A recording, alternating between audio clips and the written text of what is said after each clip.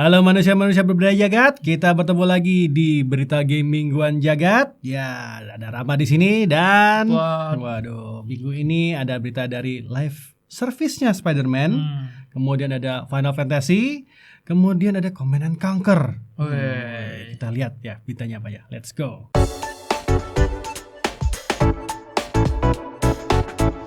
Tapi sebelum yang happy-happy kita minggu ini ya kita kehilangan figur penting sekali karena berpengaruh baik dunia manga, anime dan game bahkan yaitu Akira Toriyama sudah wafat. Meninggal. Jadi Akira Toriyama meninggal dunia di usia 68 tahun. Jadi kata gue lupa siapa muridnya, pokoknya dia sempat ngomong kalau dia sempat lewatin proses operasi tumor otak gitu.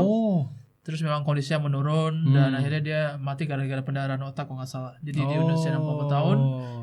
Dia meninggalnya udah dari tanggal 1 Maret sebenarnya, tapi kita baru tahu kayak setelah seminggu setelahnya. Karena si keluarganya memang pengen dia udah proses dulu, proses berduka dulu, jadi nggak ada yang datang, nggak ada yang ngasih bunga segala macam, udah lewat baru kasih tahu ke publik gitu. Biar nggak ribet juga mungkin pada saat itu. Gitu. Ya Toriyama ya kalau tahu ya memang ya maksudnya bisa dibilang superhero-nya kita lah ya dari masa kecil, kayak dia bikin Dragon Ball, Dr. Slump. Gue bisa gambar pertama kali gara-gara niruin Goku anjir. Terus juga di video game juga dia sesuatu yang bikin Dragon Quest karakternya segala macam. Chrono Trigger ya? Ya kalau Trigger juga sempat juga. Jadi lu Dragon Ball art favorit?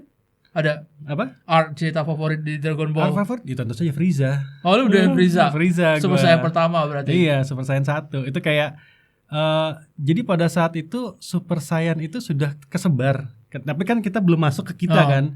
Gue nggak tahu itu kalau itu Dragon Ball gitu loh.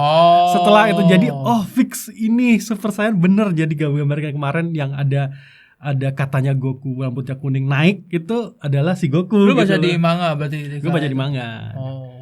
Baca di apa namanya Raja Wali Gravity, anjir tua banget yang gede berarti yang gede ataupun yang di Alex. Tapi entah kenapa secara terjemahan bagusan yang di Alex waktu itu. Memang katanya bukannya Raja Wali, memang rada bootleg ya katanya. Karena si Kamehawanya jadi apa? Hawa kura-kura. Iya, karena terlalu diterjemahin waktu itu. Wukong sama Wuhan. Karena terjemahannya masih terjemahan kayak terjemahan China gitu. Iya benar. Beda jadinya. Kalau gue pribadi gue paling doain artnya si Majin Vegeta. Masih karakter favorit gue sampai sekarang. Jadi ya dari dulu ketika orang pada jagoin kayak gue pengen Goku Super Saiyan 3, gue pengen ini, gue jagoan gue selalu Vegeta, Majin Vegeta. Tapi nggak bisa bohong, yang salah satu yang paling impactful itu Cell. Dengan Gohan yang kayak gitu. Itu keren banget itu. Itu keren banget itu. Tapi maksudnya Dragon Ball selain mungkin ya, gue ini bakal dimarahin atau nggak sih, tapi sih gue pribadi nggak terlalu doyan super sih, tapi menurut gue dari DBZ ke belakang dari sampai selesai itu keren banget. Itu keren banget. Tapi GT ya sudahlah. GT nggak official tuh, bukan Toriyama kan? Bukan Toriyama tapi diizinkan kalau nggak salah bagaimana gitu. Jadi masih under supervision gitu atau gimana gitu, gue lupa. Jadi masih boleh jalan gitu. Kalau super memang udah benar-benar Toriyama kalau nggak salah yang megang gitu. Yang mana gara-gara super juga ini sebenarnya memang pro kontra, karena dengan adanya super gue ngerasa kayak kita nge-geek dikit ya soal Dragon Ball ya. Kayak nggak tahu nih power scalingnya di mana. Udah mulai berantakan. Tapi again waktu animenya keluar, semua orang terpukau dengan kehadiran Ultra Instinct Goku. Memang sih. Tapi ya namanya juga Dragon Ball emang kayak gitu terus sih sebenarnya. Nah di sisi lain juga, kalau lu lebih nyangkut ke Dragon Quest ya kemarin ya, gue lebih nyangkut ke Chrono Trigger, men. Iya sih. Gila, Chrono Trigger tuh pertama kali gue main di emulator di ini maaf ya. Maaf ya. Ya emulator tapi di di Sony Sony Play. Xperia Play. Yang gue tau yang HP yang gitu di Xperia Play waktu itu. Itu pertama kali tamat di situ, terus tamatin lagi di DS, terus akhirnya nyobain yang PS waktu itu. Dia sama PS mirip-mirip tapi ya udahlah gitu. Gue pikir ya itu salah satu game yang kalau dibilang nomor 1 dan apa namanya influence gue apa. Kalau ada yang nanya ke gue game SNES apa Chrono Trigger dulu deh. Yang nomor 1 ya. Jadi ya memang kayak pengaruhnya si Toriyama Sensei emang gede banget di video game. Jadi kemarin ya karena semuanya berduka, yang gamer juga berduka. Itu paling nggak ada 3 game MMO gitu, orang pada ngumpul terus mereka bikin event supaya ya paling cuma berdiri, cuma duduk, cuma ngelakuin emote tertentu. Jadi ada di FF14, terus ada di Dragon Quest 10 sama di Dragon Ball Xenoverse 2 gitu. Mereka pada kumpul. Benar cuma ngobrolin soal apa yang bikin Toriyama Sensei itu berperan besar di hidup mereka. Terus ada yang cuma emote doang, tapi ya sebagai gamer ya memang ya tidak tergantikan sebenarnya gitu. Mungkin bukan sebagai gamer aja, sebagai entusias pop culture mungkin. Ya, pop culture. Memang hidup besar dengan Goku sih ya, dengan Dragon Ball dan karya-karya dia sih. Iya. Even salah satunya adalah Arale Dr. Slump. Kepala besar. Kepala besar. Bocah-bocah enggak tahu itu. Enggak tahu. By the way, ini kita ketawa untuk mengenang ya, bukan karena mengetawakan dia ya, bukan. Iya. Kita mengetawakan mengenang aja karena itu sebuah memori yang menyenangkan untuk diingat. Iya. Nah, sekarang kita masuk ke dunia game aja, yang mana tadi udah ya. Tadi juga dunia game sih, tapi ini sedikit mengesalkan, sedikit nggak mengesalkan. Oke, kita masuk ke sedikit drama ya. Jadi dianggap mahal dan rakus, bukan Genshin Impact ya. Expansion Persona 3 Reload di Steam diserang review negatif. Waduh, gue main yang Reloadnya aja belum ini. Udah ada expansionnya. Tapi mungkin gara-gara itu juga ya. Apa? Gue aja masih baru mau main gitu. Expansion pack aja. Udah di-announce expansion pack. Iya gitu loh. Kayak kecepetan banget ya rasanya ya kalau gue ngerasa sih. Saya kalau dari harga dengan konten ada kostum segala macam 350.000 ya mungkin at least buat sebagian gamer tuh masih rasional gitu. Masih enggak mahal-mahal. Cuman ya memang timingnya aja sih sama momennya rada-rada salah. Iya, rada-rada aneh ya. Rada-rada jadi dia baru keluar. Bahkan mungkin ada yang beli fisik kali ya. Ada yang beli fisik juga tuh. Ya, harganya lumayan. Sekarang ada DLC lagi. Ada DLC lagi. Terus juga si director sampai bilang kan sebenarnya The Answer DLC-nya sebenarnya udah eksis sejak versi originalnya kan. Terus dia tanya, "Kamu kenapa yang versi remake ini enggak ada si ininya gitu?" Si The-Answer-nya langsung digabung aja gitu. Karena digabung aja, dia bilang, "Oh tidak, kita memang experience sudah full sejak awal kita bikinnya gitu." Terus mereka boasting kayak seolah-olah mereka bakal keluarin Persona 3 Reload doang gitu. Terus tiba-tiba keluar bulan depan kita mau jualan The-Answer lagi gitu, terpisah. Gue tahu bikin game tuh mahal. Bikin game tuh susah dengan apa inflasi yang tidak mengikuti. Tapi gak gini juga sih. Kayak ini kalau ini kata gue salah timing banget sih, benar salah timing. Terlalu cepat.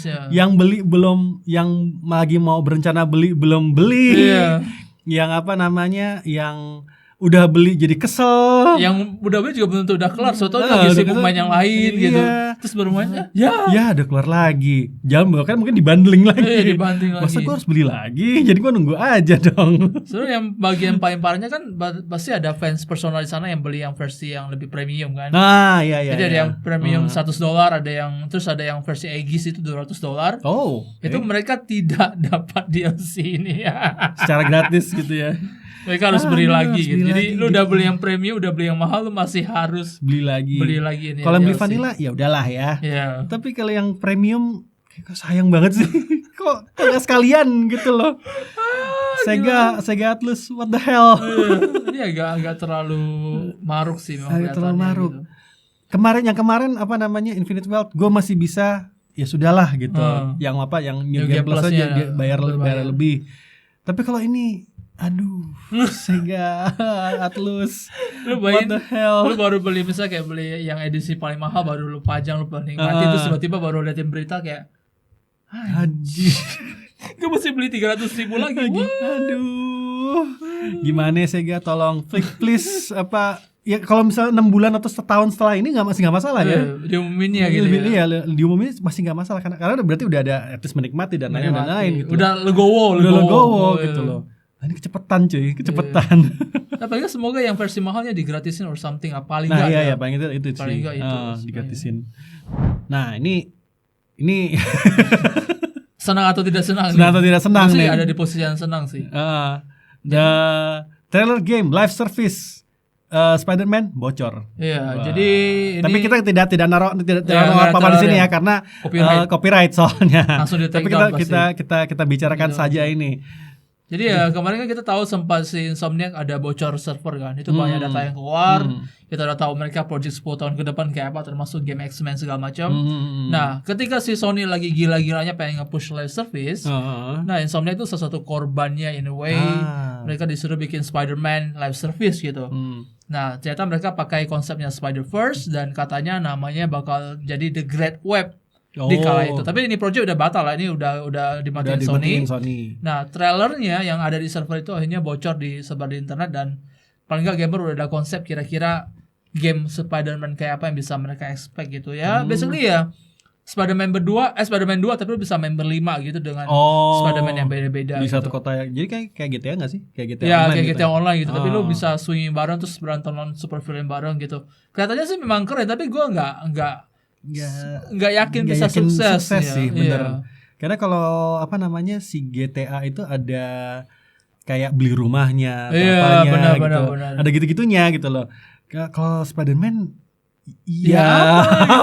Lu datang terus lu beresin semua super villain yang paling difficulty-nya nggak susah-susah banget. Selesai terus tunggu lagi konten lagi gitu. Jadi walaupun banyak orang merasa kayak terlalu sayang, tapi menurut gue pribadi keputusan yang tepat untuk dimatiin sini.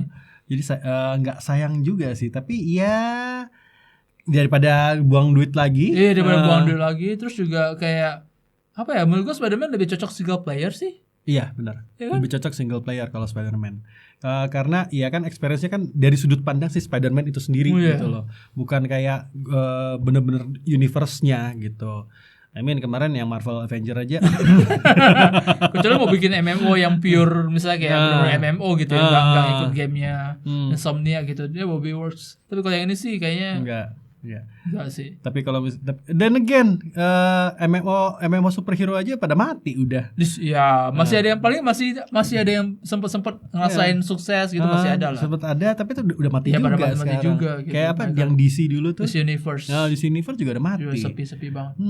Jadi ya gue terus yang happy. Kalau kalian sendiri gimana pendapat kalian? Karena ya kalau menurut kita sih ya wajar-wajar aja sih gitu.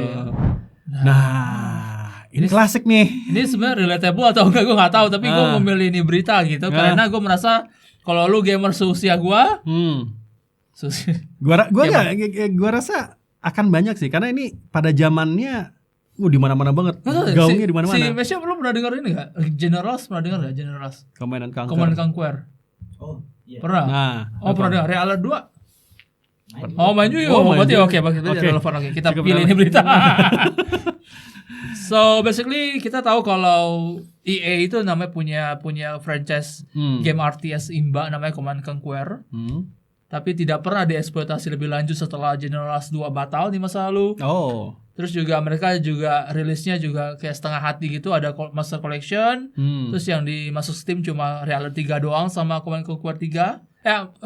Command and Conquer 4 kalau salah gua. Dan ternyata tiba-tiba mereka langsung ngerilis semua game Command and Conquer klasik 17 biji langsung ke Steam cuma harga Rp160.000 gitu. Itu good deal loh. Good deal banget. Dan itu termasuk Real 2 di dalamnya sama Generals, which is dua RTS yang paling ngetop di Indo. Bahkan kalau misalnya lu pernah main di warnet di kala usia gua gitu, itu rame banget yang main Generals sama main Real 2. Terus juga ini udah lumayan optimize, jadi kalau misalnya lu pakai PC modern Nggak kayak dulu di mana bisa frame rate-nya bisa hancur berantakan. Kayak gue dulu apa namanya waktu Ubisoft ngeluarin game banyak 200 biji. Salah satunya adalah gue pengen coba main Tomb Raider lagi, Tomb Raider-nya nggak beres.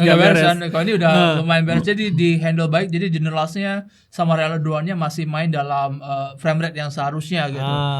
Nah, yang bikin menarik adalah orang pada bingung kenapa tiba-tiba dia ngeluarin ini gitu. Nah, karena biasanya nggak ada asap, nggak akan ada asap kalau nggak ada api gitu. Jadi orang langsung berspekulasi dan asumsinya antara Command Conquer yang baru mereka lagi siapin atau ada remaster collection lagi yang bakal keluar di masa depan gitu. Jadi buat persiapin itu 160.000 buat 17 game itu gede. Tapi nggak ada online-nya dia nggak ada online sayangnya. Ya kalau misalnya ada online-nya lebih gila lagi sih. Lebih seru lagi. Bakal kayak orang dulu Warcraft ada Battle.net-nya gitu. Tapi ya rindu juga denger kayak Kirov reporting gitu. Terus dengan Hell March lagi. Aduh, mantap sekali ini. Tapi 17 game cuy. lumayan 160.000. Nah, ini ada lagi yang mau masuk ke PC. Tapi relatif baru dan sudah hampir rampung. Ya, hampir rampung. Final Fantasy 16 versi PC. Yeay. Gue yakin nih, yang di komen ada yang ngomong, "Oh, semua PC pada saatnya." Tabuk nih. Tapi gini, ini kan udah setahun juga kan ya. Hampir setahun gitu. Mungkin keluarnya di akhir tahun. Mungkin karena ini tidak ada jendela rilisnya, tidak ada rilis date-nya. Tapi tapi yang gue harapkan gue pengen mainin demonya sih. Karena kan gini, akan ada treatment yang beda ketika diporting ke PC. Biasanya kan begitu ya. Gue pengen tahu indahnya kalau RTX-nya jalan bagaimana, di 2060 Super gue gimana. 40 Jadi pengen tahu gue apakah jalannya at least lancar atau enggak gitu loh. Karena ini salah satu game. Gue udah kemarin gue kok kayak sebagai gamer kere gue gitu ya. Dari ini adalah salah satu game, ini adalah satu game. Gue pengen main. Gue pengen main. Library pengennya makin banyak aja gue. Jadi sebenarnya ini kalau misalnya ngelihat plat gitu ya main di PS dulu, gue nggak terlalu pusing karena gue cuma nambah list doang.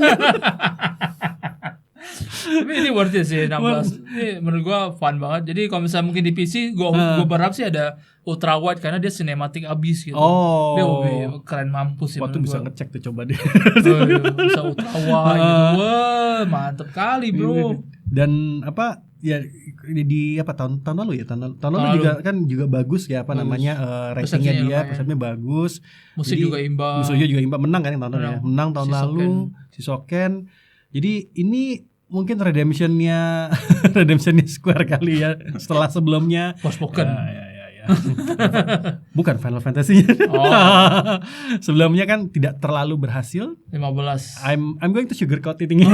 Tidak terlalu berhasil walaupun marketingnya sudah gila-gilaan.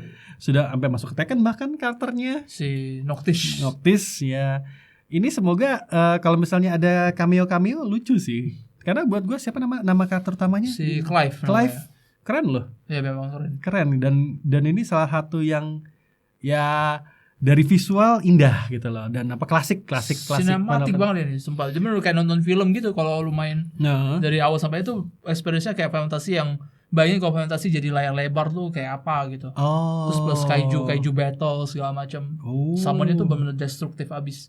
Terus juga si Yoshida juga bilang kalau mereka sekarang lagi testing nih. Jadi Yoshida bilang kalau sekarang gitu mereka bilang ada chance kalau requirement-nya bakal tinggi gitu buat PC-nya. Jadi mereka nggak sugar coating itu. Mereka bilang kayaknya lo mesti siapin PC lo deh kalau main ini ntar kalau udah muncul. Jadi 2060 kayaknya ya di ujung mepet di ujung. Aduh, apa kabar teman-teman? Tambah lagi pengen mah. Masalahnya kadang-kadang gini, kalau bikin list gitu ya, kadang-kadang ada spek wall-nya. Aduh, di sini gue harus upgrade dulu baru bisa main. Ada duit tidak ada PC. Aduh, ada PC tidak ada duit. Aduh. Ya jangan sampai gue nyangkut di Genshin Impact terus mainnya kan ya. Expand gitu, main game yang lain juga gitu. Gacha base semua gue main yang free to play. Nah, speaking of gacha, gue nggak tahu ini kabar bahagia atau bagaimana, tapi mungkin teman-teman juga sudah ada yang mencoba Final Fantasy 7 Ever Crisis akan tersedia di SEA. Terutama dan salah satunya adalah Indonesia. Harusnya kalau udah tayang sih harusnya udah tersedia, harusnya bukan sudah. Akan lagi gitu. Ya, sudah tersedia bahkan. Semoga ini akan bisa menambah uang yang diharapkan sama Square Enix. Karena kan dia awal rilis kan ini ya, region lock dulu ya di Jepang dulu, terus ke region mana dulu, baru akhirnya sekarang ke SEA gitu loh. Ya termasuk Taiwan, Hong Kong, Singapura, Filipina, Malaysia, Thailand, Macau. Oh, Macau dibedain. Oke. Bingung juga Macau dibedain. Myanmar dan Laos. Nah, ya ini bertepatan dengan event half anniversary yang tengah dilangsung. Iya. Banyak yang mengerayakan cuy. Ya, yang tengah berlangsung dan menjanjikan beragam reward untuk dikejar. Jadi semoga tidak jadi game kikir juga. Tapi semoga ada di PC juga. Tapi saat ini sih katanya di mobile pada saat kita ngobrol sekarang, itu di mobile udah bisa di-download di Android, tapi di PC masih region lock. Coba ntar cek ya, Syah. Ada nggak di Google Play di screenshot aja, taruh di sini gitu. Edit juga ngomong sama editornya. Jadi ya kalau ada di PC lebih menyenangkan sih menurut gue, karena ya experience dengan gambar seperti ini lebih menyenangkan kalau di PC. Tapi again, ini game gacha, mungkin kalian akan kena paywall juga di sini. Gua belum menyobain sama sekali. Nah, kalau misalnya udah rilis, kalau rilis udah bisa dimainin, gua akan cobain nanti. Tapi gua nggak tahu juga speknya bagaimana. Kita lihat nanti akan seperti apa gitu loh. Sebenarnya kalau si Square Enix pengen duit banyak dari game ini sih gampang sebenarnya. Ya, karena 7 Rebirth kemarin ada bikininya Tifa sebenarnya. Lu cuma perlu keluarin Tifa in bikini, masukin sebagai kostum alternatif di SEA di Indonesia di bulan puasa. Di bulan puasa ini rilis jam berapa sih? Jangan kasih gambarnya. Jangan. Ini harusnya keluarnya pas masih puasa. Aduh, pas masih puasa. Ya kalau Tifa ya tunggu berbuka aja teman-teman ya. Tapi ya di Rebirth ada Tifa in bikini, harusnya kalau masuk ke sini bisa laku gitu. Bisa laku sebagai kostum. Tapi emang Tifa sih. Kalau misalnya keluar Tifanya di push. Waduh.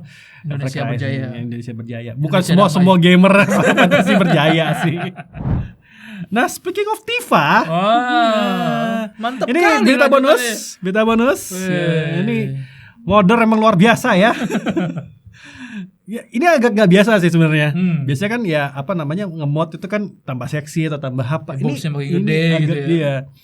Ini modder jadikan Tifa dan Aerith berotot. Ngebuff. Karena kan aneh ya ngelihat cewek yang badannya ceking, tapi mukulnya terus robotnya mundur gitu. Nah, ini dikasih mod supaya Tifanya kelihatan berotot. Dan six pack juga. Kalau ini tolong dikasih gambarnya benar-benar. Mantap kali nih. Lo pernah nonton Dorohedoro gak sih anime? Dorohedoro pernah. Tapi baru 3 episode awal. Jadi di Dorohedoro tuh ada karakter cewek namanya Noi. Nah, itu kayak dulu kan gue selalu merasa kalau cewek anime tuh yang imut tuh yang badannya kayak ya harus proporsional itu. Terus ketemu sama Noi. Itu ya badannya kayak kekar gitu, tapi dia cute gitu. Terus kayak anjir udah imba kuat, cute. Ya, cakep gitu tapi badannya buff up. Berarti Marisa tapi lebih cute gitu. Marisa tapi kawaii, Marisa Street Fighter kan. Street Fighter tapi lebih cute gitu loh. Noi. Dorohedoro. Oke. Ya yang bikin gua agak serem sebenarnya di gambar ini ya. Aerith-nya sih. Enggak, Tifa tuh udah jelas itu tank top, terus perutnya kelihatan, jadi kelihatan six pack itu. Begitu Aerith. Dengan kekuatan magic, saya pukul kamu pakai tongkat saya. Enggak, kalau di F7 original kan dia mesti nahan meteor pakai live stream. Kalau yang ini benar-benar kayak Goku gitu. Jadi yang lumayan lucu ada si modernnya ini, si Fudge X02 ini. Kalau misalnya lu lihat halaman Nexus Mods-nya, itu memang spesialisasinya adalah membuat semua karakter wanita iconic game jadi buff up. Termasuk ada Wong, Yuffie. Jadi semua mod dia tuh memang fokusnya ke situ gitu. Dan cakep-cakep memang kayak badannya memang dibikin detail gitu. Kadang-kadang gue berpikir instead of fokusnya apakah fetishnya di situ? Antara fetish atau kayaknya sih memang Tapi kadang-kadang gue merasa terintimidasi loh. Kayak gue kurang workout jadi ngeliat cewek-cewek kayak gini. Gue kayak merasa terinspirasi untuk jadi lebih sehat jadinya. Kalau ngeliat cewek-cewek gini nih. Gue gak bisa di-mod aja, gue pengen badan gue di-mod aja sih. Daripada mesti latihan gitu. Aduh. Itu dia tadi berita game mingguan ke-17 ya. 17 ya, ada Tifa yang jadi buff. Nah, FF7 Ever Crisis akhirnya masuk Indonesia. Terus FF16 masuk PC dan tapi belum ada tanggal resmi. Terus Command & Conquer. Yang suka Command & Conquer. Gila. Emang minggu ini lumayan banyak game yang masuk ya. Ada berita game yang masuk ke PC ya. Oke, kita sudahi dulu berita game mingguan kali ini. Saya Rama. Sampai jumpa. Dadah.